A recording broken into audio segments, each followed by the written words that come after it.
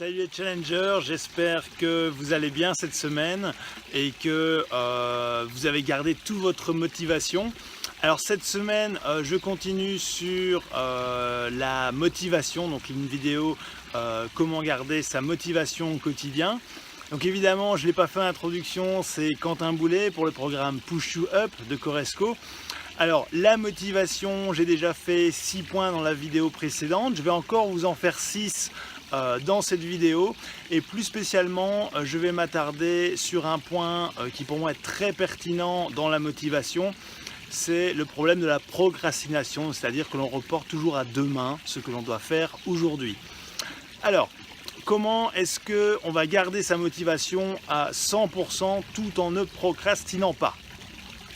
Un défi de taille, c'est parti. Alors, tout d'abord, pour éviter de procrastiner au quotidien, il y a une première chose que vous pouvez faire très rapidement. Alors cette chose, c'est assez facile. Il est super important que vous supprimiez toutes les distractions qu'il y a dans votre quotidien. Alors toutes ces distractions, c'est votre GSM qui sonne, c'est des pages internet qui restent ouvertes alors qu'elles ne doivent pas rester ouvertes, c'est un enfant qui est dans la même pièce que vous, c'est votre chien qui crie, votre chat qui est occupé de vous embêter, voilà.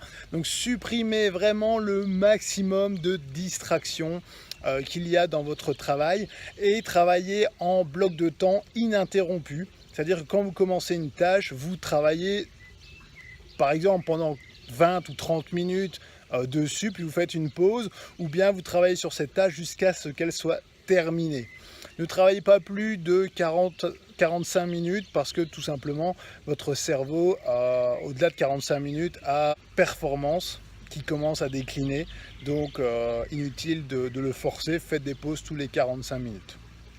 Donc ça, c'était le premier paramètre pour augmenter sa productivité et surtout supprimer les distractions et donc commencer à ne plus procrastiner.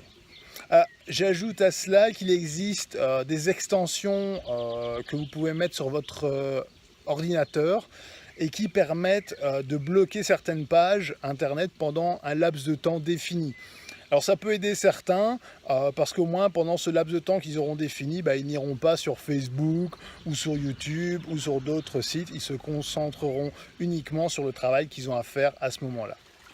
Alors la deuxième chose que vous pouvez faire pour éviter de procrastiner, c'est de vous donner ce que j'appellerais votre propre jeu personnel. Votre propre jeu personnel, c'est quoi? C'est un truc qui vous est totalement personnel, vraiment. Un jeu que vous allez faire et qui va soit vous rewarder, donc c'est-à-dire vous récompenser, soit vous pénaliser. Et ça vous évitera ainsi de procrastiner au quotidien. Donc je m'explique. Si à un moment donné vous avez fait quelque chose qui est bien une bonne action ou bien un bon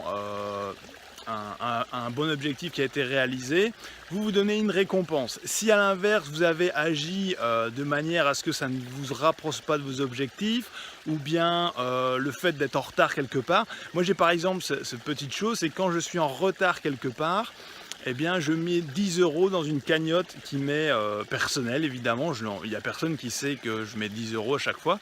Et alors ces 10 € je ne les garde pas pour moi parce qu'évidemment quand je suis en retard c'est une pénalité tant pour moi que pour les personnes que je rencontre.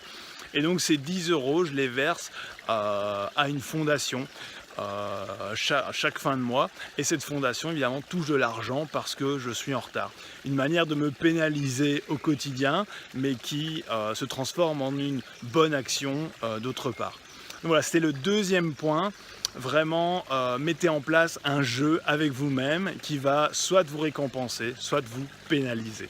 Troisièmement, pour éviter la procrastination, donc éviter de toujours reporter à demain ce que vous faites, offrez-vous des instants à vous, ce que j'appelle l'instant café. Donc donnez-vous un moment, donc tout simplement vous vous asseyez dans un coin sympathique où vous prenez votre livre, vous buvez votre café. Ça ne doit pas être long, ça ne doit pas excéder 5 à 10 minutes, mais au moins c'est le moment où là vous reportez les choses à dans 10 minutes. Et vous ne les reportez pas à demain, ni à après-demain, ni la semaine prochaine. vous juste reportez les choses à 10 minutes et vous savourez l'instant présent. Vous buvez une tasse de café ou un verre d'eau ou quoi que ce soit d'autre, mais c'est un break vers votre objectif, votre but que vous vous êtes donné. Et ce break est court, mais faites-en de manière périodique pour vous rappeler qu'à un moment donné, vous ne procrastinez plus, mais vous vous offrez des bons moments pour vous. Ça fait toujours du bien. Alors, paramètre numéro 4, est-ce que je dois encore vous le dire? Faites du sport, bougez au quotidien. Votre corps en a besoin, votre esprit en a besoin également. Vous trouvez que vous procrastinez trop, il est plus que temps de faire votre workout tous les jours. 10 minutes maximum, ni plus ni moins. Si vous trouvez que vous procrastinez trop, c'est parce que vous vous reposez trop.